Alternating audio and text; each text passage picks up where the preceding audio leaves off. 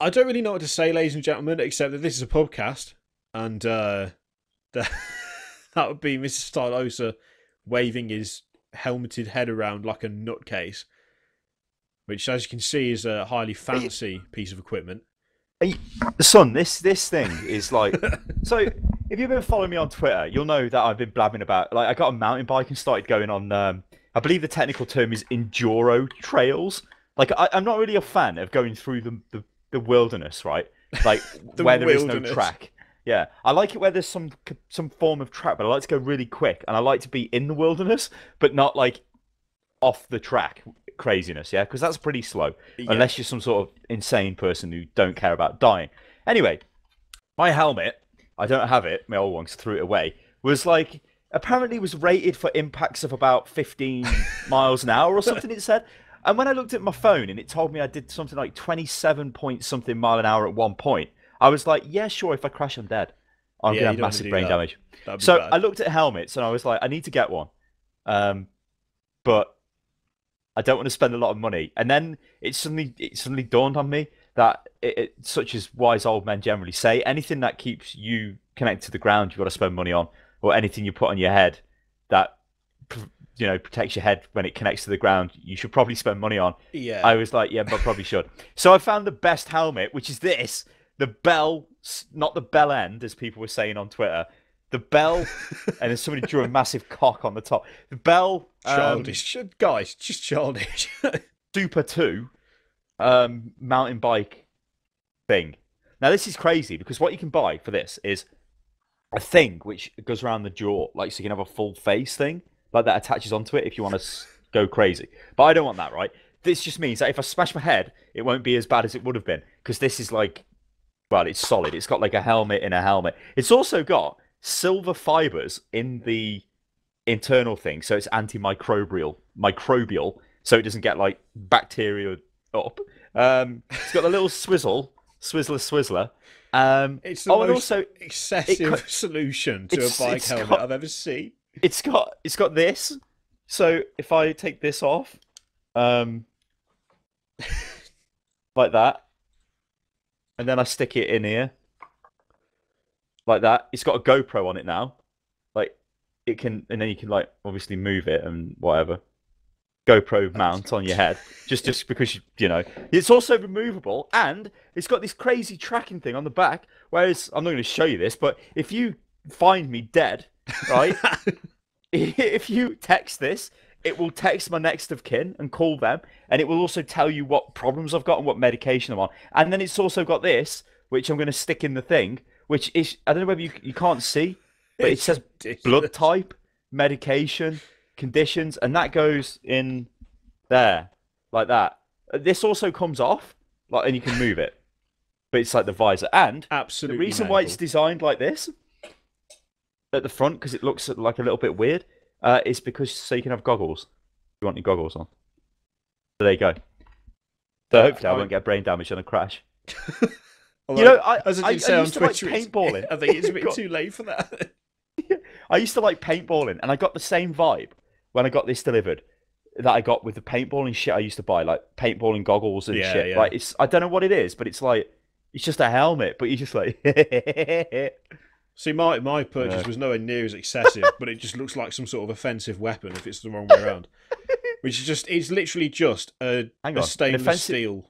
It looks like a massive anal probe. It's a stainless steel water bottle, 10, I guess, but it's like it's insulated on the inside. It's got a vacuum around there, and I tested it out because I've started taking the dog for like massive long walks, and you can't like I don't like having just like a bottle of water in my pocket or something. Or hold, especially if you hold it, like it ends up being like body temperature water, which when you drink it, it's like really crappy. So you don't want to drink that. So I've got this, which the other day I took the dog for a walk at 9, and I put some water in, I put some ice cubes in, and then later in the day, like it must have been about 5 hours later, I kind of remembered that I'd put ice in it, and that's why it was tinkling around. I opened it, the ice hadn't melted in any capacity, like it was just as big as it was. I was like, quality. But it's like, also, that's got like ice cold water in it. There's no condensation or anything. It's just fine. Prove it. How do I prove ice Pour cold it on your water? head. Pour it on your head. I'm not pouring it on my head. crazy. problem is, I got a water pouch as well. I got a thing. It's a hydration a water bladder. Yeah, a hydro bladder. I So I've got like this little backpack, like with like my spare inner tubes in and whatever, in case I fucking get wasted like in the middle of nowhere. But I had like my water bottle in there. But if I needed a drink, like I'd have to like stop and take it off and drink. It was shit. It actually keeps it quite cool in there because it's like in like got like a foil compartment. But anyway, I bought this like crazed insert thing which goes into the backpack, and you've got that like straw which comes over your shoulder, and the backpack has actually got a like a Velcro thing for attaching it on, like so it doesn't flap. Yeah, so it's like and you pull it. It's got a little flip on it. You flip the switch and you just suck it. It's like what F1 drivers have in the helmet kind of thing. But honestly, yeah, way better because it means you can just take a quick drink without stopping. Yeah, I don't know. I must get unhealthily. Well, I say unhealthily addicted to this. It must be a healthy addiction. Yeah, yeah. I had to train Bingo not to be scared of this though. For some reason, the noise of it, like if you like the other day when you said, "I think my dog's retarded." Can you hear that? You can hear it through the microphone. Like she's looking at me now. She's like, "The fuck is that noise?" Did it walk into a lamppost? Yeah, dog walked into a lamppost. Like for some reason, that noise really freaks her out, and I don't know why. She's now like staring at me. She's really unhappy about it. It's all right. Go back to sleep. It's fine. Yeah, she walked into a lamppost. So we were walking along, right? Me and my wife, we were walking the dog, and I was talking to Kat, and I was talking about Bingo, and so I mentioned a name, and I was like, oh, well, you need to do that so that Bingo will be right, and it'll be fine. And because I'd said her name, Bingo looked at me while she was walking. She never stopped. She just looked. That's really good. You want your dog to look at you when you say the name, but you also need them to have some kind of, spatial awareness as well, because she was just walking, looking up at me like that. And then the next thing I know, like, there's this kind of thumping, clanging noise, and she, like, whined at me. And it's because she walked into a lamppost. Like, we walked past a lamppost and she was so busy looking at me that she just walked into it face first. And then, like, a couple of days later, I'm going to take her out for a walk, and she walked into the door frame. It's like, Maybe she's blind. Is she going blind or something? I don't think so. She can see shit from miles away. Maybe she's really long-sighted. Like, she can see stuff like really far in the distance. But when it's really close, you just can't see it. But yeah, she walked into the cats meant to be like that. They can't see close up, can they? Cats or something crazy. I don't know. That's not why they go wow like that. Well, I'm in no position to judge that because my cat did that no matter what was happening. So it was mental all round. So we need to come up with a name because this is the 10th. The tantalizing 10th. For God's sake, there we go. There we go. Easy done. So this is the tantalizing 10th episode of the Unit Lost Pubcast, where we occasionally talk about games, but mostly talk about riding bikes, dogs being stupid, and health purchases. Also eyes and contact lenses, which also come under health purchases. Jesus Christ. So, what games have you been playing this week? Well, I carried on playing Command and Conquer, and it is so difficult. Like, how's the best way to explain this? So, I sat down, and I'm like, oh, I'm on like mission 9 or something of the Nod campaign. This is Command and Conquer Tiberian Dawn, the 1995 original, right? Got 30 minutes. So like I've got 30 minutes. Some sort of like gangster thing. 1995 original. In it. That's right. In it. And I thought it'd be 30 minutes. It was like 3 hours later. I actually did the mission. I was like, holy shit. It took me like over an hour on the actual record. Like I've recorded all of this, but like I started again. So I was like, holy shit, what the fuck? But my mind was just frazzled.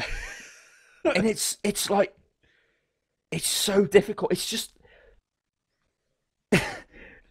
a lot of the missions for Nod, they start off with like, you just start off with like 5 guys or something, and that's it. And you've got to like go through the mission and capture a base or do something, and then you'll get reinforcements, and that's fine. But after you've gone through the little bit, if you've only got like 1 guy left or 2 guys left, when you then capture the base bit, so all you've got is like a construction yard, GDI just send 5 tanks at you and 20 guys. You've got 2 guys. It's like, what? So you have to like, oh my God, it's so. I don't know whether it's fair to say that it's just difficult because it's a difficult game, but it's just like really unforgiving, and it's really like, oh, you've not done this right, fuck off. You can kind of get past this bit, but now you're going to pay big because you ain't got enough guys, so you're dead. It's like, what? I've had a very similar experience this week because I put out a video on Shadow of the Horned Rat, which is the 1995 RTS. Same year, right? Yeah, same year. And it's an RTS, but it's kind of like Total War before there was Total War in a way. You've got that same kind of almost like deploy your armies, battle. You got to do deployment and stuff first. And that game is just brutal. It's like I think there's something about games of that age where there's no difficulty level. It's just set on really, really hard, and that's the only option there is. Yeah. And it doesn't help that additionally, games of that age, there hasn't been as many iterations of them to like refine and perfect things like the UI and stuff. So for Shadow of the Horned Rat, the UI is just it's just a clusterfuck. It's dreadful. It takes up like 3/4 of the screen. Your actual bit of in fact, I'm going to get the video up and I'll switch over to the desktop so you can see it. Right. So let me get to a bit with the battle. There we go. So I'll switch over here. Now, as you can see, the actual window for the combat, it's like a little. It's like. I mean, maybe 3/4 was an exaggeration for the UI, but it's pretty damn close to 3/4. Well, it's the just fucking slightly map is thinner pretty off to the big, side. ain't it? Look at the map. Yeah, the map is huge, and there's no click to do anything. Like you cannot click a unit and then click on the ground and get them to walk there. It just doesn't work like that. You've got to click the little footsteps that appear after this deployment phase is finished, and like with the crossbowmen, I found out reading the comments afterwards. Because I lost my crossbowmen in their second battle, they all just died. That was because, unbeknown to me, because I didn't look at the manual, which was a stupid thing to do in the end. If you click the attack button, then that selects swords. So I was attacking. So going in close combat. Yeah, I was attacking with swords. Once you've clicked it, if you click it again, then you use crossbows. Now, call me kind of. I'm not going to say old-fashioned because I guess this is like the old-fashioned way of doing it. But call me new-fashioned then. But I would assume that if you've got a group of crossbowmen, having them attack something, they would use what I would consider to be their default weapon, which would be crossbows, not swords. Like that's logically when you say to the ranged unit attack that, you would expect them because of games like now to attack with their ranged unit. No, not with this because it was giving the option of either close combat or ranged attack, but it had them just had them the wrong way round. So it was like instead of just intuitively attacking from range because they're a ranged unit, you had to tell them specifically you must attack from range, otherwise they just went into close combat. And stuff like that kind of meant that, I mean, I played it for an hour, and at the end of the hour, I literally can't progress any further than I did in that hour. Because I lost 2 units, so like two groups of troops. I lost the crossbowmen, and I believe there was some kind of like some sword and board type guys as well that I had. Because I lost those. Sorry, no, it wasn't sword and board. It was the crossbowman and a wizard. I lost a wizard. Who, by the way, again, his magic system, I had no idea how to even get to it. Like, I couldn't find the button, so he was attacking stuff in close combat, which obviously was really bad because he died. But I lost those, which meant that when I get to the, like, a really big kind of story mission where a big orc war boss guy comes and starts attacking humans and you've got to defend them and you've got to kill this rampaging orc army that's come in because the orc war boss has been taken over by an axe that a Skaven kind of sorcerer has imbued with warp power. You've got to kill him. But I literally can't. I do not have the numbers. I just don't have the numbers. So you go in and you attack, and you're just outnumbered in every way. And I don't have the wizard to use his spells to like do whatever he did. It's so, right though. It's like why are they so harsh like this? I mean, the Command and Conquer, it has no difficulty setting, right? It's just like the missions get harder and harder and harder. And you would be fucked. It's like, that's it. I've got to this mission and I just can't. I'm just fucked now. I mean, if you save the game, like I would do a lot of like, I have to do save scumming in it. So I'm saving the game repeatedly and then reloading it. But if I made a mistake and reload and saved over, like, I mean, there is actually a bit, right? You can show this. I'll get this. This is like completely stupid. I think somebody linked to it in the last. It is 26 minutes. Yeah, so if you go to hang on a sec. If you go to this video and you go to 26 minutes and 50 seconds and play it, you'll see me saving the game, and then you will see what happens. Okay, there we go. We've gone to 26 minutes and 50 seconds. Save the game. I haven't watched this one yet. I mean, shit. Jesus Christ. So yeah, that's quite bad. You see what happened? Yeah, it's saved and then you just get like annihilated instantly. Yeah, well, just watch this video for a little bit. Like, that is it. That's my save now. I've been airstriked. How many guys have just attacked me? My fucking construction yard got blown away. It's like, what do you do? What do you even do in that situation? There's nothing you can do, is there?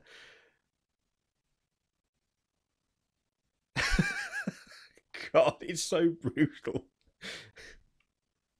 But yeah, that just seems to be. That's just how it is, and it's just like, I'm just like, Jesus Christ, how are you supposed to, like, fucking hell? But yeah, that's so harsh. That's how it was for the Shadow of the Horned Rat. It's like the very first mission that you do. This is the first mission, by the way. You go in and you've got to protect like a village and the villagers, and you've got goblins coming in from the top right, and there's guys on wolves attacking from the top left. The deployment zone means that you cannot possibly, like, there is literally no way that you can place something to intercept the wolves, which, by the way, you don't know are coming. You can only see the goblins on the map. Now, I looked at the goblins and I was like, I don't think my sword and board guys can deal with those because they've got javelins and shit. So I'm going to get the horses on because my horses had a guy with a magical sword. So it's like, okay, I'll put them next to the goblins. And I'll take them out. It should be easy with the horses, and the troops can just stay in the village. And if something happens, pardon me, and the goblins somehow get through, the troops can finish them off. Entirely reasonable. I thought that was fine. That seemed like a good idea. So I set my guys up. Could almost say tactical. Tactical. It was tactical. So I set the horses up. They're ready to intercept the goblins. Okay, all fine, all good. They go off. They charge them. Absolutely rinse them. Wipe them out. As that's happening, a massive unit of guys on wolves comes down from the top and just kill 5 villagers before my troops can even get to them. Like, there is no way to set your army up in such a way that you can intercept these things before they attack your guys. There's just no, I looked at it and I was like, no, like, that's the closest I could get these troops to the edge of the village. So the villagers on the very edge of the village are just standing around. These wolves come down, fucking start murdering them. So I send my guys in. My guys rinse them because it's like guys with sword and board against wolves, and they've got the advantage there. They killed them. The wolves ran away. I thought, brilliant, great. I've repelled the attack. I've lost a few villagers, but hopefully that won't be grounds for failing the mission because most of them are alive. They were building standing. It's all fine. The wolves run off, like they retreat. They go all panicky because their morale's broken. They come out of their panic state next to a building and just start beating the shit out of it when my stuff's miles away. So I'm like, oh my God. So I send my guys in and I kill them all and it says mission completed. This is the other thing as well. This is the really harsh thing, especially with Shadow of the Horned Rat. It says mission completed. I'm like, awesome. Go back to the caravan. I click the button to go back to camp. Mission failed. What? I mean, if it says mission completed, you kind of assume that you've succeeded, don't you? It's like the mission is complete. Oh, you have completed it. You have finished it. You've done it. No, that's just what it means when the battle finishes. So mission like completed, it just means you can't fight anything else. You've done everything you can. And then it tells you whether you've actually succeeded. So it builds up your hope. It's like, oh, I've lost a few villagers, but it's okay. Mission completed. Then it's like, no, you failed it. And then you get like less pay. And so you end up making a loss instead of a profit, and you're like, oh, for fuck's sake. And it's just like that every time. It's like, I think the second, one of the missions, there was a rat ogre, like one of those massive guys. Rats. Yeah. He, like, I mean, for a start, the crossbowmen couldn't even attack him. They just ran away from him immediately. Their morale just broke straight away. I sent the horses in to deal with him initially, because I thought, yeah, they've got the speed, they've got good strength, they'll be alright, they've got the magical sword. He fucking killed him, he just wiped them out. I had to load the save. Like, I had to save scum just to keep the video going, because it would have been like 25 minutes long. I was like, That guy fucking wrecked me. What the hell? That was the mission where I lost the crossbowman and the wizard. Yeah, I seen And that because the wizard's by the tree. I don't know what he's doing. Then he just gets butchered. yeah, yeah, He's like they running just about. they all just die. They just die, and I'm just left like, okay, well, I can still carry on. It's fine. And then you go into the next bit, and you can hire more guys. And I was like, okay, nice one. I've built my army back up. And then it puts you in the mission. It's like, yeah, you need at least 2 more. You need 2 more units. You need your full army, or you're just going to die. And so you just die. And it's like, I can't go. If I want to get past that bit, I will have to start that game again with a brand new campaign. That makes it even that makes it even more difficult. Like Command and Conquer, at least it gives you like a new shit at the start of every level. I mean, It is crushingly harsh, like we've seen in that example there, where on that mission you start off with like a commando and a couple of guys, and you have to go all the way around the map, yeah. And the commando's really good at killing infantry, like one shots them, but he's no good against vehicles. And what do vehicles do in Command and Conquer? They fucking run you over, don't they?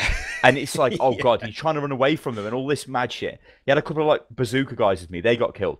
And I eventually got down to that base, and all I've got left is the commando with like a pixel of health, and I see these grenadier guys coming down, so I go to get them, and then GDI airstrikes me. It's like, what the fuck? You know, it's just like, it's so crushingly just like, it's just harsh. It's harsh. Yeah, it's like you think you're going to be okay, and then the game just goes, "Oh no, fuck you!" And then that's it. You just and they just get worse and worse and worse. Like the mission after that, you go to Egypt and you have to protect a GDI. No, you have to do.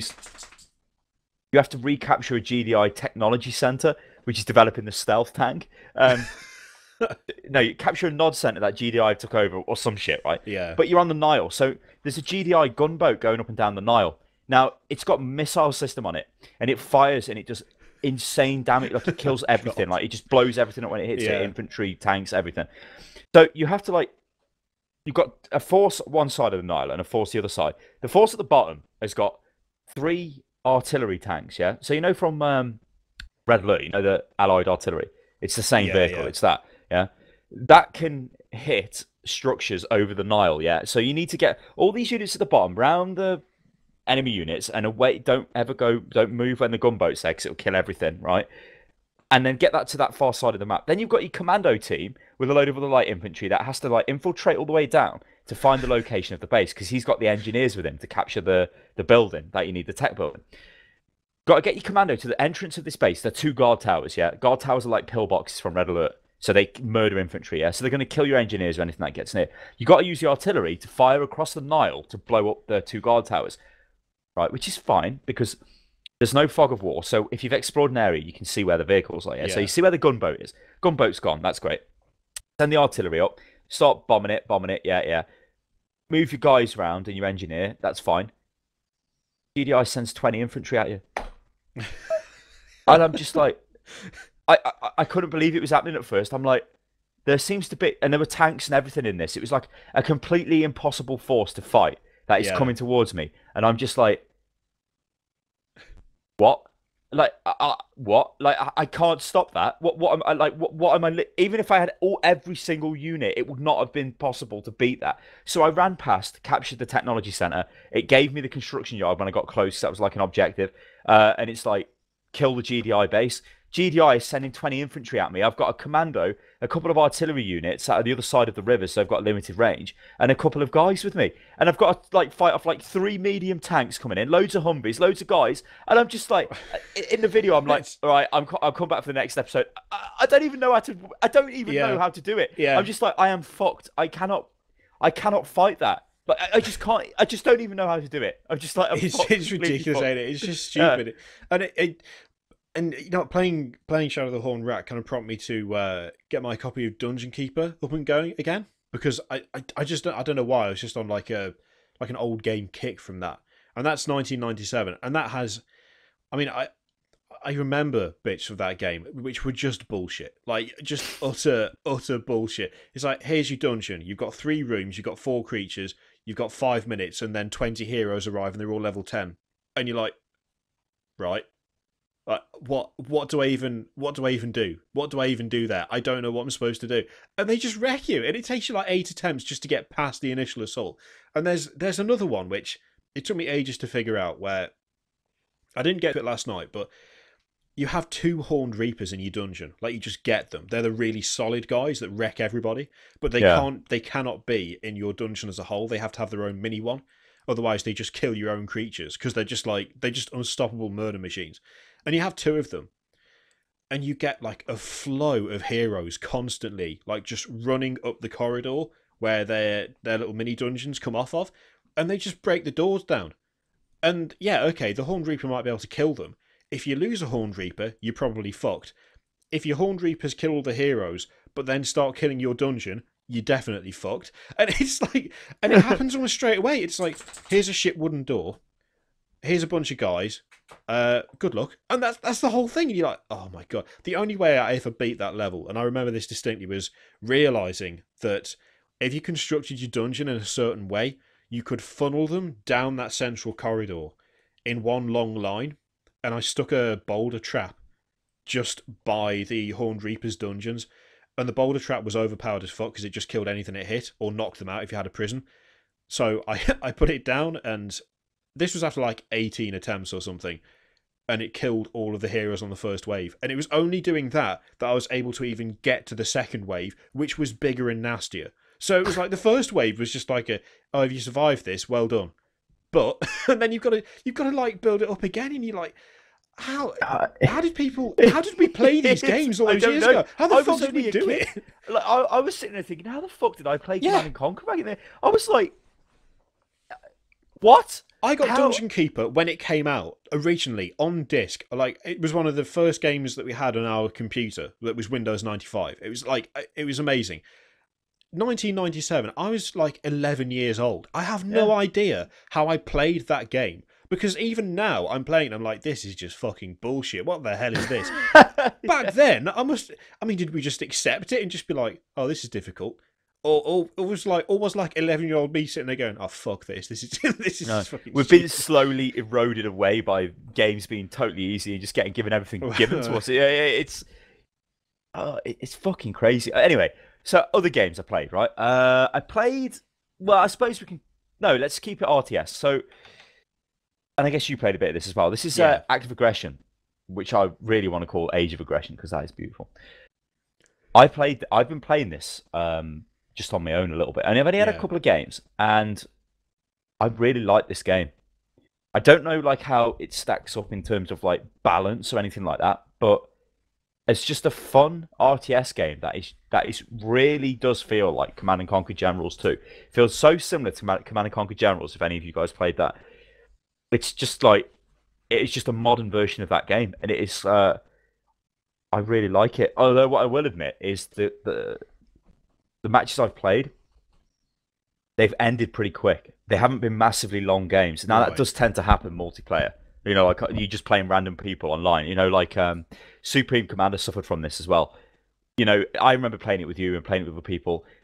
8-hour games on fucking world domination, the world map. You know, like insane, massive games with like shitloads of experimental units. Yet if you play Forged Alliance forever, the game is like very rarely goes past tier 2, and that's it, game over. Because that's how the games are played. People want to win fast, don't they? That's just how it is. And this looks like it's no different.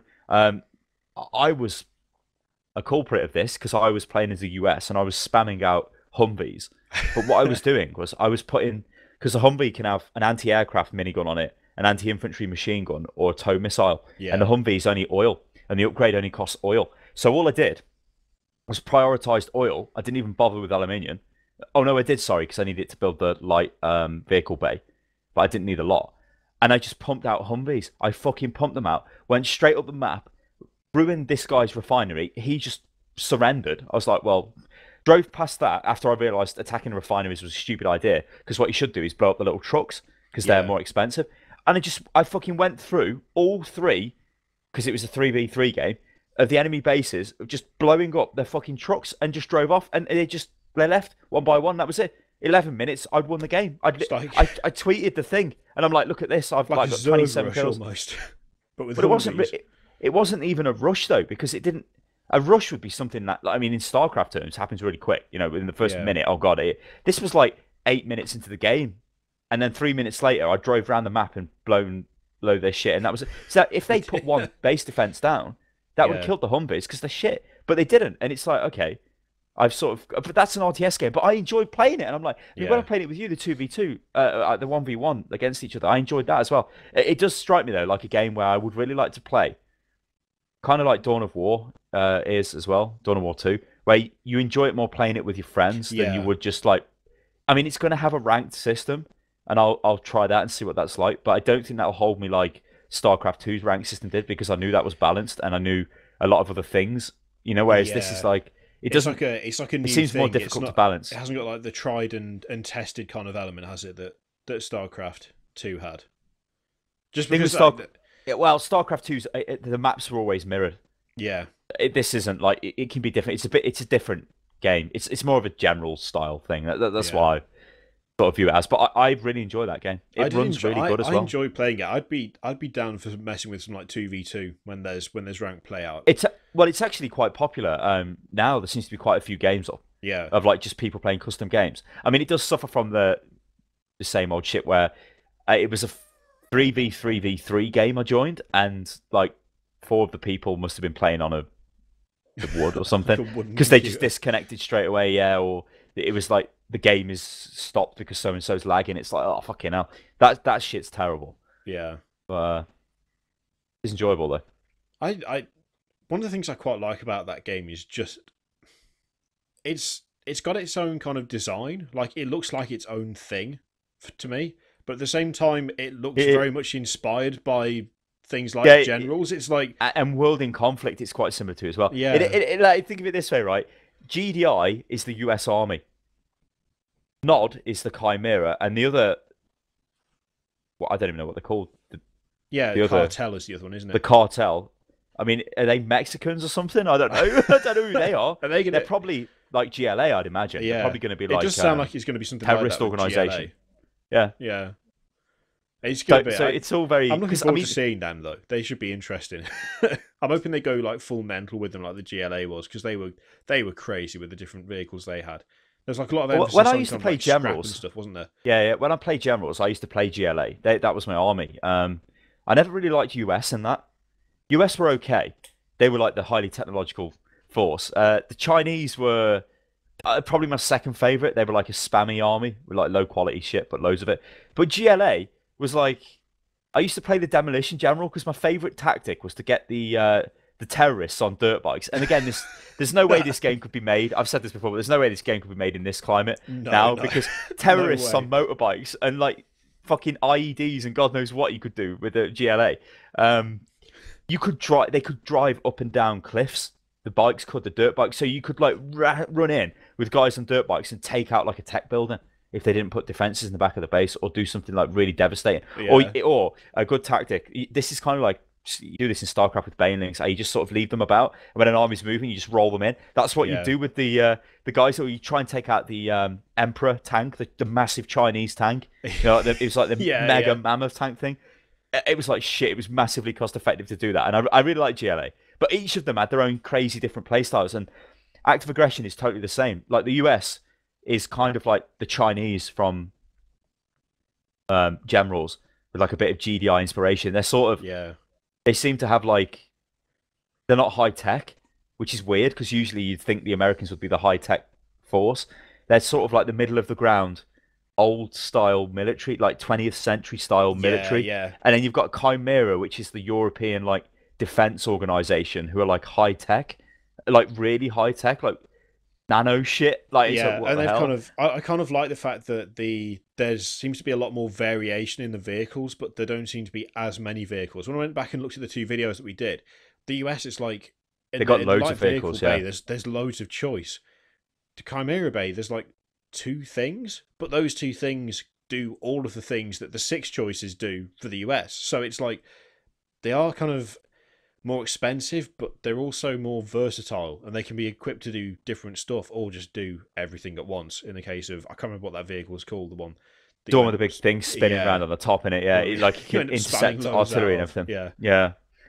They seem to work off the premise of like you get their light vehicle bay, which is I think it's a sword vehicle bay or something like that. It's called. That produces like a couple of vehicles, and they've got a support bay which produces a couple of like infantry transports and some other bits and pieces like scout helicopters. Then they've got a helipad which produces their attack helicopters. Then you've got like a heavy sword vehicle bay thing, which produces their heavy vehicles. But they're kind of weird. Like they've got a thing called the Terminator, which isn't really that strong.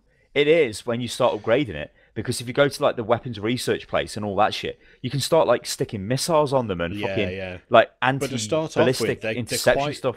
They're quite underwhelming when you first get them. They are. Like, you kind of you build it because it's called the Terminator and it's like the most expensive thing ever, and you're like, oh my god, this is going to be quality. Then you send it in and it's not really that much. It's not actually that expensive. Yeah, and also as well, I've noticed with the game. I thought that if you bought like an upgrade through like the tow missile upgrade or something, well, would you say like a missile upgrade for the Terminator, that they all get it. But it's like, no, you have to then click on them and then pay for it on the unit, so you can like specialize the units even more. The Americans, it's almost like the propaganda towers and stuff you could put on the Emperor tanks, and like you could have a pillbox propaganda tower or the Gatling cannon.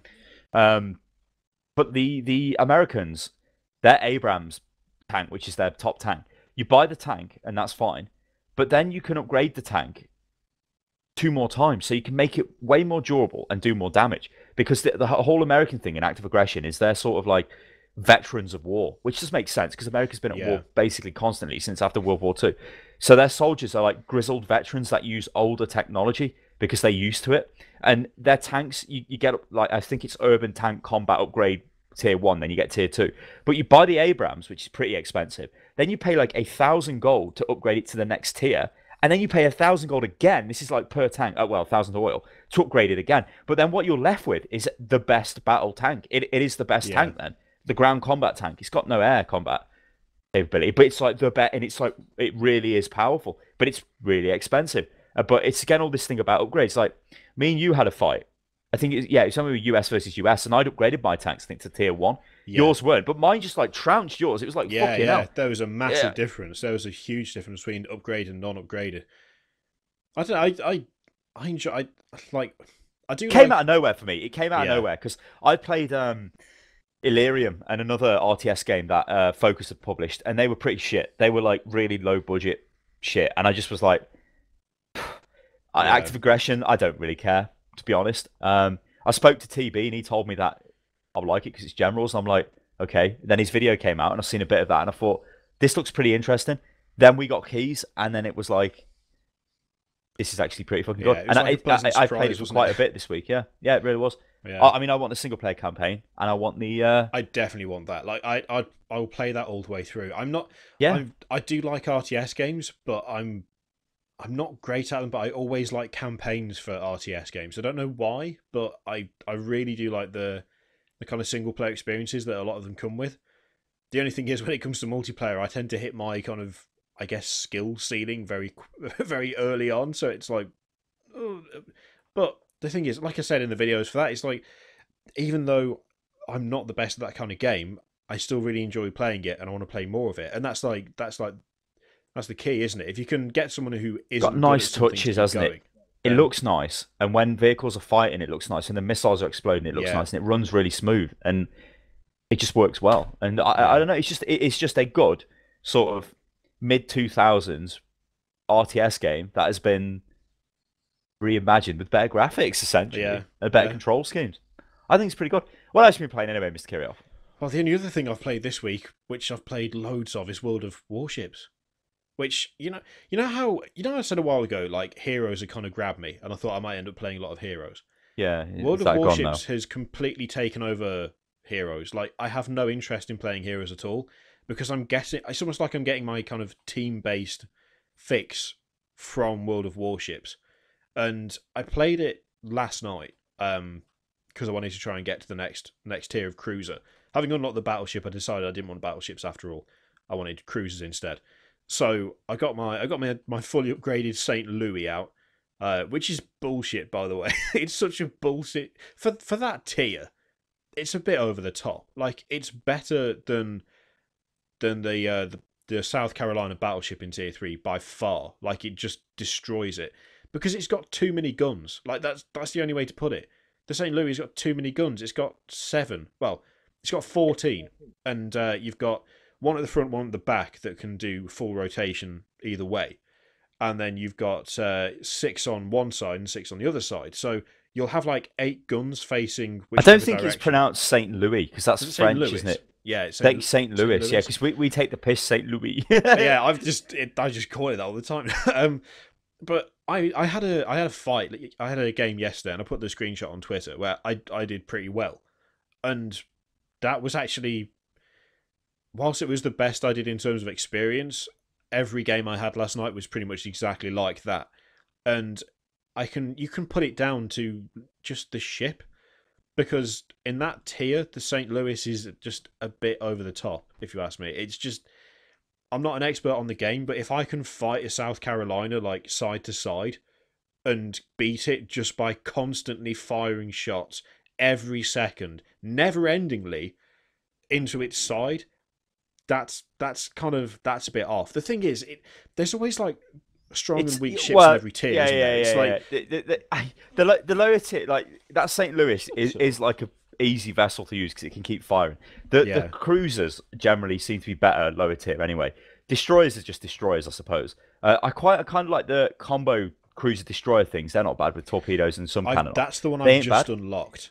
Battleships though, low tier battleships appear to be really shit, really shit. The cannons traverse stupidly slow, which I guess is to be expected. It's a battleship, but their accuracy is terrible. Like they fire and they just, the spread is ridiculous. When they hit, they do big damage, but they just seem pointless. Like I've noticed for me with I've got the Koachi unlocked, and I think when I played it before they wiped the beta, I think I had I'm going to call it the Mr. Miyagi. I don't know what it's called. It's the one after the Koachi, and that was much better than the Koachi.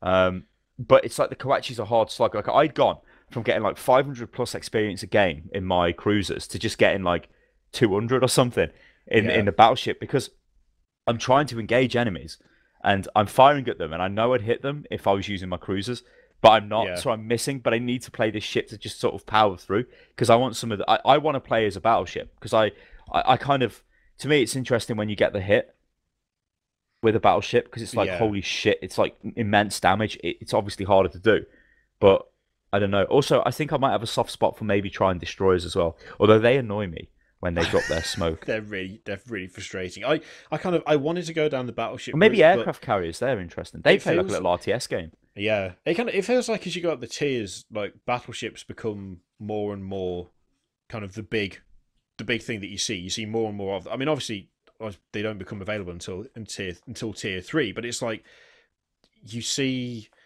they seem to be really popular, and I like the idea of playing a battleship, but I think the thing that really just puts me off is, as you say, you unlock the first battleship and you go from getting decent stats during the game and a decent amount of experience to getting just like naff all, because they're just so slow. It's like the South Carolina that I unlocked. I've only had like 3 games with it, but they were not good games, and they weren't good games just because I didn't do that well. They weren't good games because it's really slow. It takes an age to turn. The turrets traverse incredibly slowly as well. The reload time is like off the scale, and the accuracy is just piss poor. So like you fire, and then if you need to change position, you've got like 20 seconds before you even in a position to do anything again. That to me it's not fun gameplay. Like I don't enjoy it anywhere near as much as using a cruiser.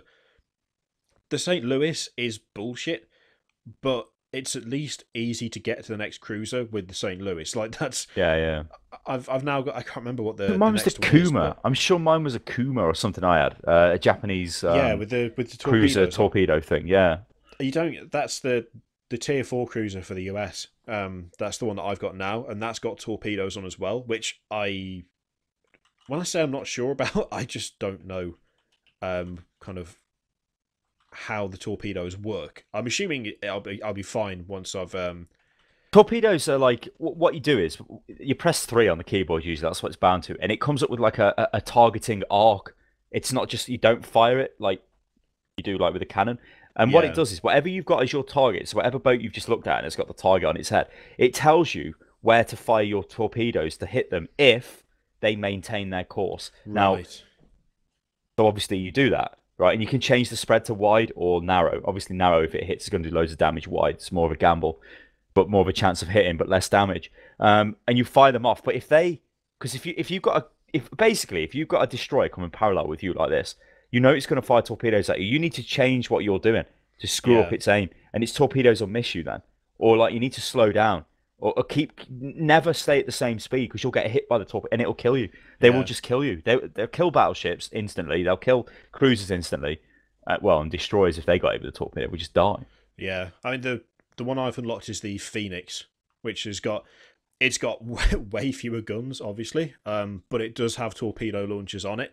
I'm looking forward to using that though, because that's kind of that. It looks like more of what I want from the game, like the ships that I'm playing in the game. I still want decent guns because I don't really like the idea of playing a destroyer just because I want that like satisfying feeling of getting a good hit off, which I don't feel like you're going to get from a destroyer unless all the torpedoes hit. But I'd like to still use the guns as well.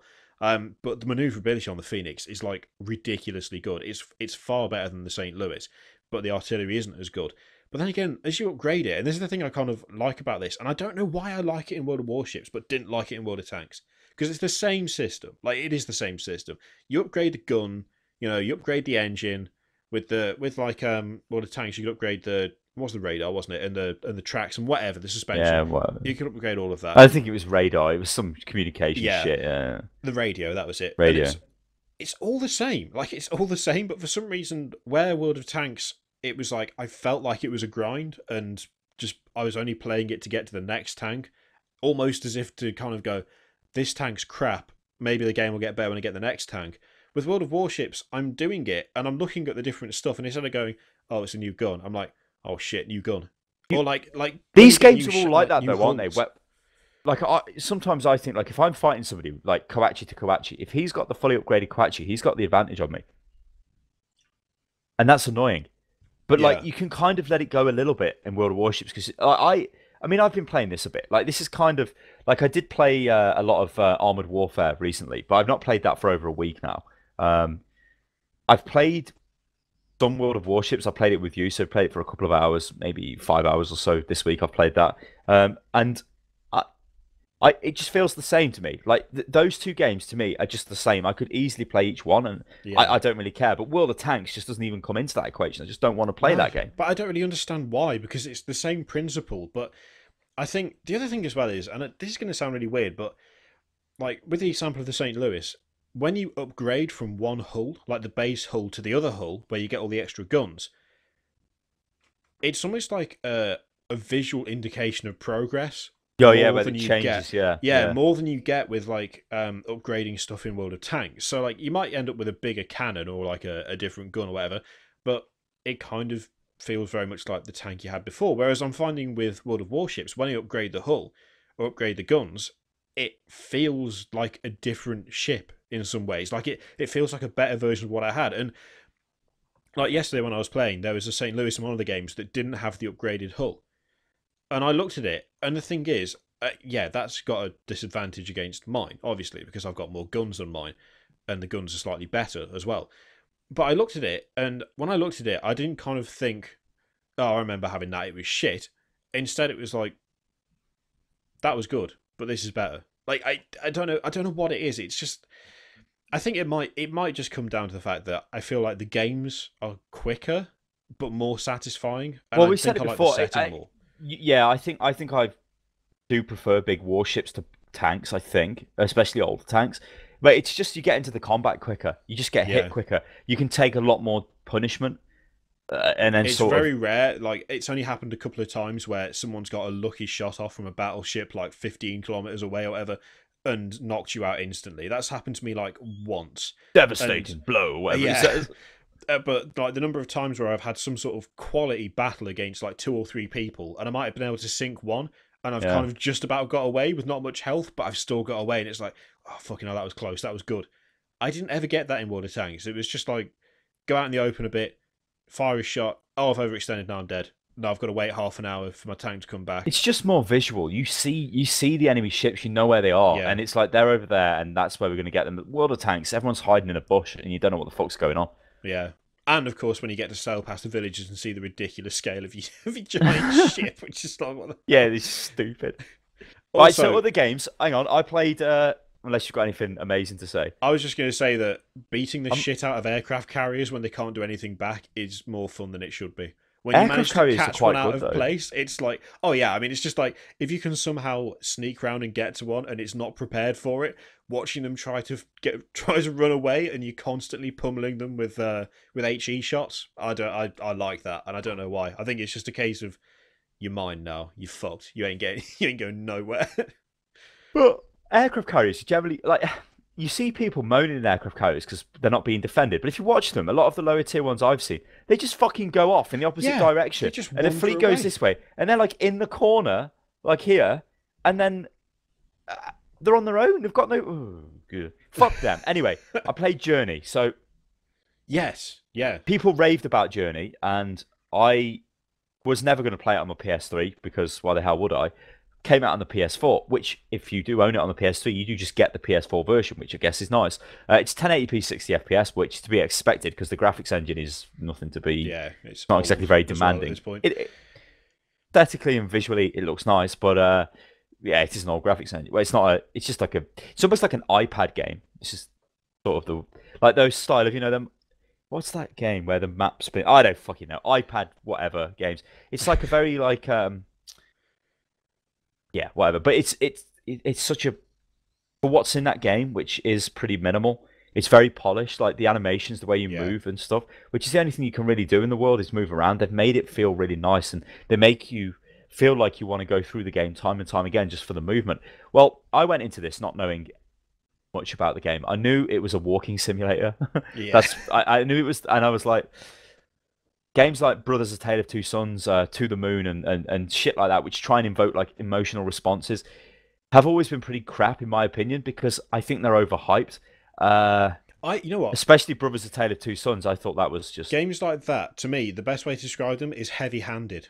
Like, they're not subtle. They're not making, like, kind of subtle attempts to draw out emotions. They're kind of thrusting it in your face. It's like, this is where you should feel sad, and this is why. Yeah, And it's like, yeah, it's yeah. like screaming it out. And when I played Journey, I got none of that. It was just like, stuff happened, and you didn't need them to broadcast the fact that what was going on was significant, or what was going on was something to be happy or sad about. Well, it didn't just really came feel emotional naturally. to me. Like the brilliance of it is just the way somebody turns up because then you're on a journey together. Yeah. Like, and there was just this guy, and I was like, what the hell? And the only way you can communicate is by whistling, and you can't really do. And I'm just spamming it, and the guy's spamming it back to me. And I'd met this guy pretty much. I forget what his name was because we found out because I streamed this, and the stream said to me if I watch till the end, it tells you who you took part with the journey with. Like, there's about 6 people in the end who I did it with, but the first guy, I remember doing it with him, and it was like we were sort of doing things together, and it's like, oh yeah, like we're sort of progressing together. Yeah. And then I lost him, and I didn't know how I lost him, and I was like a bit, oh, I've lost the guy, but he was like my chum, And then another guy appeared, who was clearly like somebody trying to do achievements or something, because they would just blast him really quick. They had no care for exploring. Like I was going around and like aimlessly looking at shit. They just blasted straight past, and I was like, well, right, they're obviously here for. I think you can get a white robe if you do everything. They were like trying to get. It was like, okay, whatever, that was sort of a bit shit. And then the other people were kind of just a bit like not as memorable. But the first guy was like, you could see it looked like his first time, and it looked like my first time, and we were both like just not aimlessly looking, but you could see we were like exploring the world. And I guess that is what they tried to do with the game. Yeah. Because you imagine if you bought the game on launch, you'd get people all looking around at it, and that was pretty good. It's a very like Dark Souls-y style multiplayer where people just turn up. Yeah, like, yeah. Oh, hello. Like, is this guy? I mean, at first I was like, is this actually a real person? I didn't know. That's one of the things I really liked about it, where it's like you're playing it with another person, but it's a very minimal like multiplayer experience because they just arrive and there's no chat, there's no talking, there's no voice communication.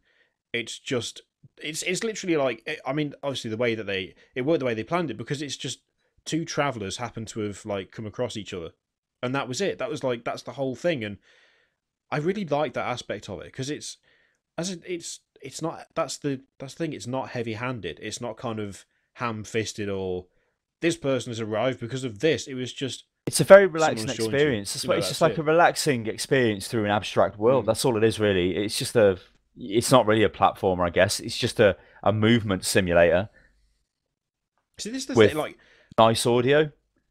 I I didn't really think it was hate. bad. I didn't think it was mind blowing, but I thought it was very interesting. And Yeah, I can see how you could maybe say this is like the king of the walking simulator yeah. kind of genre. It's like, yeah. I mean, But I thought it was a much better game than Brothers: A Tale of Two Sons, even though this was a short game. yeah. You know, that game. Oh no, it's emotional. Your two brothers. Oh, one of your brother has died. It was so blatantly obvious he was about to die, and oh, you must feel emotion. You know, oh, your mother's died. Oh, and it's like, I, I, I don't. Yeah. To say I don't care is pretty harsh, but I'm like, this ain't It didn't do emotional to anything me. to. Yeah, it didn't do anything to kind of draw you into that. It just kind of shoves it at you, and that's. I don't want a game to kind of shove the emotional part of the story in. I mean, when me and Kat played Journey, we really enjoyed it because it was like it was just very subtle and calm, and it was, you know, you had these moments where you got those massive kind of floaty rock things with the eyes that see you, and they change Yeah, the color and it all scarf goes red, and it's thief like, beast. yeah, Yeah, and it's like, oh Jesus Christ, what the hell is that? Like, there's genuine moments of, oh shit, you got to get out of the way. But overall, it's very calming, and anything that happens, you kind of feel like has not been kind of thrown at you. You know, you haven't been beaten over the head by the fact that something interesting has I'm not a happened. fan It's of just things in there. horror games. You know, you play a horror game and it's just like a jump scare, just because. Oh god, like Five Nights at Freddy's. Oh yeah, it's not scary. That's crap. Yeah, PT though, PT was scary, but PT did have jump scares in it. But the jump scare in PT, well, it goes like this. So the bathroom door, you walk down the corridor, you hear a door open behind you, like, "Rrr."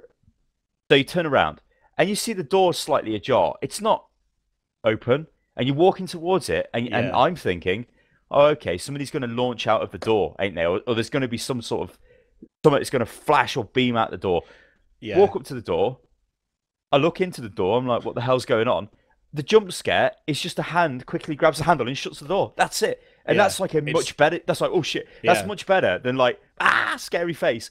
That's much better. That's a much better crafted experience. And that's what Journey was like. It was like yeah. a way better crafted like walking simulator. Interact with the environment in a very minimalistic way. And by the way, here's another guy who's on the journey with It's you. subtlety. That's the Yeah, difference. It's yeah. kind of It's not just in your face. Like, yeah, yeah. And I mean, I we've talked about this before. I fucking hate walking simulators. As a rule, I can't stand them, largely because they're all the same. Like they just are. They're all the same. It's always Unreal Engine 4 or 3, or it's Unity, and it's copy pasted trees all over the place, and it's you walking through a valley or over a and hill it's or up a random mountain, noises and and it's shit. And just ooh. ambient noise, and occasionally things will get darker and scary, but then it will go light again, and there's nothing, there's no drive. It's like you've just been plonked in the middle of nowhere and told, yeah, walk that way, something might happen. Even though Journey is technically the same, even though you just start in the middle of nowhere and it's like walk. But it always shows you a goal to go towards. Exactly. It's like, what's that over there? You Let's go to have it. you've got like it's a very minimal story, but it's still a story, and it's still a story that actually fits the game that's been built to tell it. Like, I feel like a lot of walking simulators, people just want you to walk around and look at stuff for no reason other than to look at stuff, not for any particular purpose. Whereas even though the story's never spelt out for you in Journey, it still feels like you're doing it because it's something that you need to do. Whereas I never felt like I absolutely need to walk through this forest of copy pasted trees. Like, that's just not something that works. And I guess I don't know whether Journey's kind of partially responsible for the rise of this kind of that kind of walking simulator experience, but if it But it is, is, but it's a very simplistic take on it. All these yeah, spammy games coming out. I mean, I think like Dear Esther probably came out before this, and games like that. But Journey is, you're right in what you're saying, where there is like a clear objective, and when you get to yeah, certain points, it does give you updates when you sit down at those stones where the light's on the floor, and it shows you the story you've been through. Now, I'm yeah, guessing that changes depending on when you meet your friend, because mine was like there was just one rogue guy, then there were two, and there were two at the point where I met the first person, then there was one because I left, and then yeah, there was two in it, and like things like that. So it is kind of very immersive in that respect, and I did feel like I was in that little world, and I wanted to finish it, which I think is the big difference. I don't know why. What the story is like so minimal and abstract. Who knows what's going on? I was taking the piss yeah, saying like is the big white woman, is that Galadriel talking to me, and is this fucking Mount Doom I've got to go up, or because just stupid piss taking things like that. But it was, I think people were definitely right. It is a game you need to play, really, and it's a shame that it isn't on PC, else I would have played it much earlier. And I kind of sort of wished I played it on PS3, to be honest. But then again, I would have just had no drive to do that. Yeah. And the fact it did come out proper resolution and a frame rate, that I could totally get behind that. And I mean, calling it a game is I think it is a bit of a stretch. It is a game. It's an interactive experience, but isn't that a game? That's the weird thing. I really don't like it when developers call their games experiences, because for some reason that rubs me the wrong way. It makes me think they're kind of trying to make it seem like more than it is. Like, oh, this isn't just a mere game. This is an interactive experience. This is, this is something that you have to go through on a personal level, kind of thing. Like Randy Pitchford's all about creating experiences in Aliens Colonial Marines. But Journey actually is one of the few games I'd say that actually works in that description, because in terms of, there's no real fail state, there's no real there's not really anything in the way of like spoken out loud distinct story. There's the narrative element is very much up to interpretation. In terms of gameplay mechanics, it's just you walk and you can jump, and that's all of it. And yet at the same time, I think part of this is down to the length as well. I think it's the perfect length for the kind of thing it is. Like, I think you would, much though I know it's dated and simple now, but much though it is, it's still like quite an attractive game. Like, the style it's got really works for it. Oh yeah, no, I was impressed with the way it looks. Yeah, it looks impressive. Really nice. It's one of those things which will just it's almost like a timeless design. It's not going to really get old. 10 years down the line, it would still look like Journey. It won't look crap and old. Yeah, I think though, with that kind of game, you can't really have it go on for too long, because no matter how nice it looks, eventually you're kind of, it's almost like you come to the realization that you are just walking through a nice landscape, and it's like, at that point you're going to lose, you're going to lose the drive to you're walking through a landscape that doesn't have any kind of foliage in it. If you look, it's desert and then snow, because if they put trees in and things like that, it would look shit. They know that. Yeah, so it's like they could only really be snow or any like a smooth landscape. Okay, they've got mountains and stuff, but there's no like actual detail beyond that. I mean, in the desert, you've got the tombstone things in the ground, but that's just So they clearly knew the limitations of what they had, and they've worked with that. And it is good. I mean, I recommend, if you've not played it, you should pick it up if you've got a PS4. I mean, I'm absolutely going to download it and play it again now, because I enjoyed it on the PS3, and they are actually playing it through again, in a proper resolution at a decent frame rate. I can only imagine that that'll make it better than when I played it originally, because, it looks better. It'll look better, yeah. And given that that's such a huge part of the game, also, what do you reckon of the sound design? I thought the sound design was really good when I played. It was pretty good, yeah. Very minimalistic again, but it fits the setting. It's like abstract, minimalistic thing. The graphics, the animation, the sound, all of it works together when it's put together. And I mean, the length, I would have preferred it if it was longer, because I did feel like it was over a bit too quick. I was like, oh. I don't know. It kind of seemed the perfect length to me. It is what it is, ain't it? It's just one of them things. It's like, this is Journey. Deal with it. There you go. I think in a way, maybe... like I said, I came out of it. Not being the biggest fan of these games, I came out of it appreciating that game was made. I didn't think like, oh, this is shit. Yeah. Or like, why did they bother? It was this is a bit boring. I can see why people liked it. But when I was playing it, there were people who did comment on the stream like, oh, I find this really boring. There's nothing to do, and it's like, yeah. I get that. There really isn't that much to do. You just sort of sit there and play the game, and then that's it. It's almost like watching a movie in that respect. You're going through it, and that's fine. But then how's that any different to playing Call of Duty single player campaign? That's like watching a cheap movie. But okay, it's more interactive, can you say? Or maybe no, it isn't, because the whole thing felt interactive. I don't know. This is what makes it very hard to explain this game. It's just, it is literally something that if you want to. It's like having a horrible illness. You've got to have it yourself to know what it's like. You've got to play the game to actually see what people are talking about with it. It's a game you need to play rather than watch somebody else play. Yeah. There are a lot of games where you can literally watch someone else play it and get an excellent idea as to how good the game is. I don't think Journey is one of those games, because, I mean, people were saying in the chat, it's like, I'm pretty sure someone in the chat said something about how you didn't need to talk over it. You would have been better not streaming it, just playing it by yourself. And one of our viewers actually said in the chat, but that's not the point of the game. The name of the game is Journey, and the point of the game is that you have your own personal journey with it. And part of Sty's personal journey was talking to people about the game whilst he played it. That's, that's how much, and I like that interpretation of it. It's like that's how much of it is up to the player to kind of gain from the game. You go back to say, and there's no fail state. Well, I could name a fail state having a really short fucking scarf. Oh, yeah. You know what I mean? That one guy you came across had a, what the hell? Yeah, he was the guy who was like a speedrunner guy. And stuff, yeah, he was just like speeding through the game, and he just was like, well, whatever. He made it. It was pointless journeying with that guy because he didn't care. He just wanted speed. Yeah. So yeah, there is like self-imposed failure states. Like I want to play through it again, and maybe not get hit. Yeah. Yeah. By the thing, because I didn't know they'd hit me. Because I thought, oh, nothing's going to attack me in this game because it's just one of those games. And I just brazenly walked through the middle, and all of a sudden the red light flashed at me, and it knocked me. And I didn't even realize my scarf had gone until like 10 seconds after, and I was like, shit, my scarf, no! And I'd like lost all of that progress then. Yeah. If you view that as progress. I think when you say you would have preferred it to be a bit longer, I wonder if it wasn't a conscious decision to maybe end it where they did, because it leaves you with that, I could do this again. Like, because also when you look at the length, it was like, what, an hour and... Not long, like yeah. An hour and 40, hour and a half. An hour and 47 minutes, yeah, hour and 47 my video is. Because I've uploaded the VOD of this to the channel, but you guys would have seen it already out on Friday. But so, conceivably, you could play it, and then you could be like, that was actually, I enjoyed that, but I want to try and do this, or I want to try and do that. I want to try and collect all the glowy things, right? You know what this felt like? I want to help someone else, and then you go back the next day, or even play it if you've got the time. It's one of those games where you could actually just boot it up again. Like you could just play it through again. When you play an MMO for the first time and you're like, you're looking around like, what's this? When you play World of Warcraft for the first time, you'd be like, what the hell is in Goldshire or something? And you're running around and you see these little...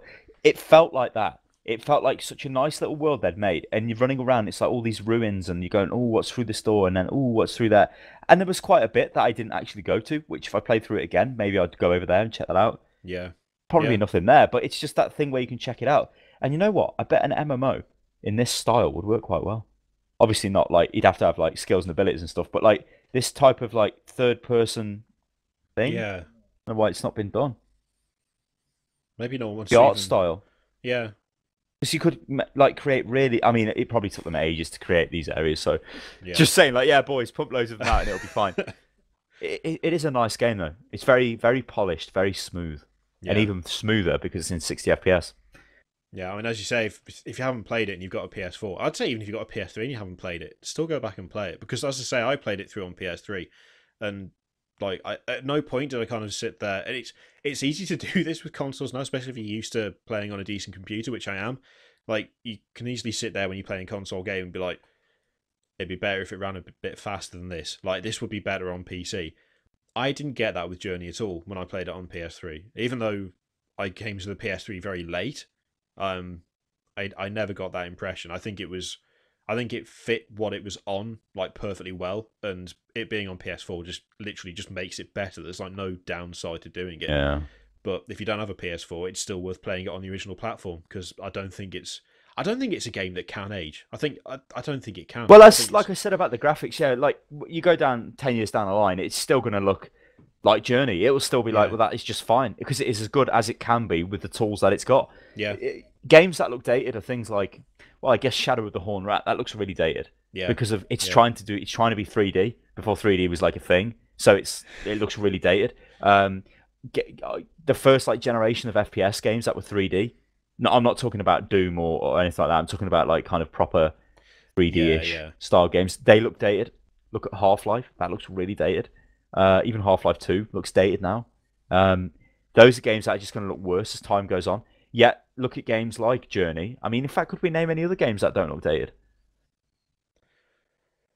I don't know. I don't really think there are that many that don't look dated at this point. Because even stuff like relatively simple games like side scrolls and stuff, there have been improvements made to those that mean that older versions just don't look anywhere near as good as they did when they first came out. especially with developments of like other games. And this is the other thing as well. Like when you look at your standard, I can't think of one off the top of my head, like the specific name, but you know the type of game, the standard side-scrolling puzzler.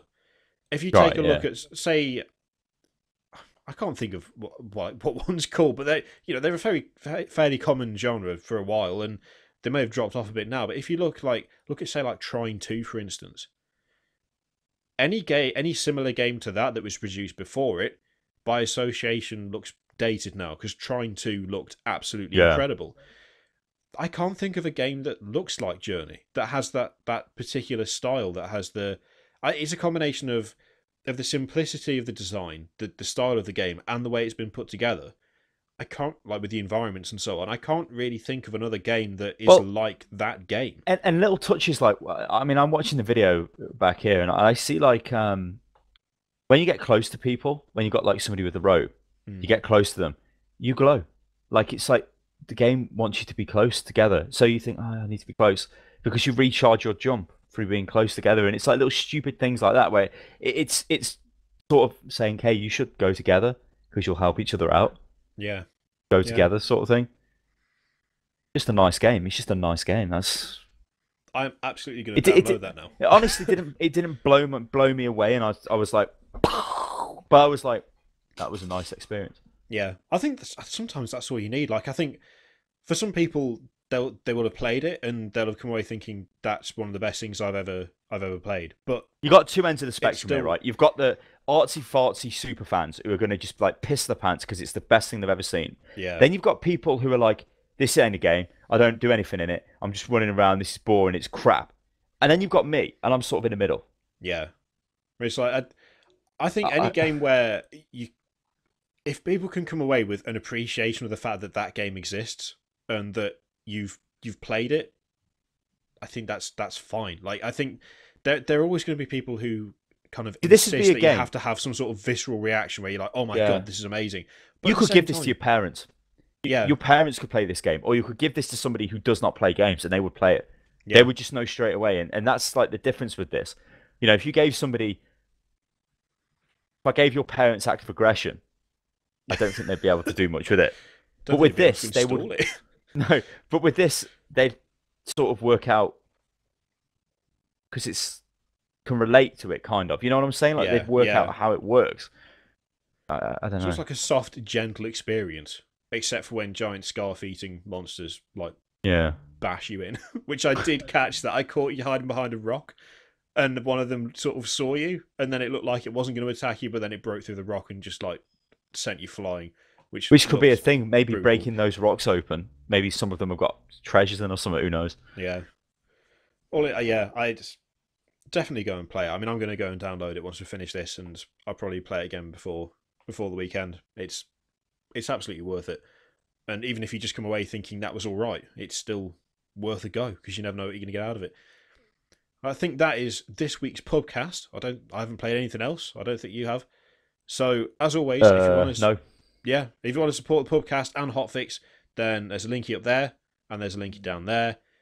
It really helps. Even the dog's growling. That's how much it helps. She loves it. She's also been very restless, so I apologize if you heard her moving about. She woke up about half an hour ago and just started pacing the room like a nutter. She could go downstairs outside where the door's open, but no, she stays in here just to irritate me. I don't think your clock's right. It says it's like 1:45. Is that a clock behind you? Oh, yeah, no, that's, I took the batteries out of it because it's really loud and you can hear it through the microphone. So now it's just a decoration on the side of the thing. Yeah. I was looking at it like, is that really the time? Have we gone back in time? Ooh, do you want an ice cream? There's the ice cream van's just pulled up outside. Quality. Get me a Magnum. Oh, a Magnum. Solero. No, it's got to be Magnum. White chocolate Magnum. Oh. Yeah, with caramel inside it. Oh, yeah. Is that even a thing? It better be. I want to go and get one now. I'm going to go to the ice cream van. We will see you on Thursday for another hot fix, and Saturday for another Pubcast. Pubcast. Pubkiss. Yeah. Oh no, what's going on there? This is Pubcast, man. It's all gone wrong. I'm leaving before I collapse any further. Goodbye, ladies and gentlemen. Julia. Goodbye.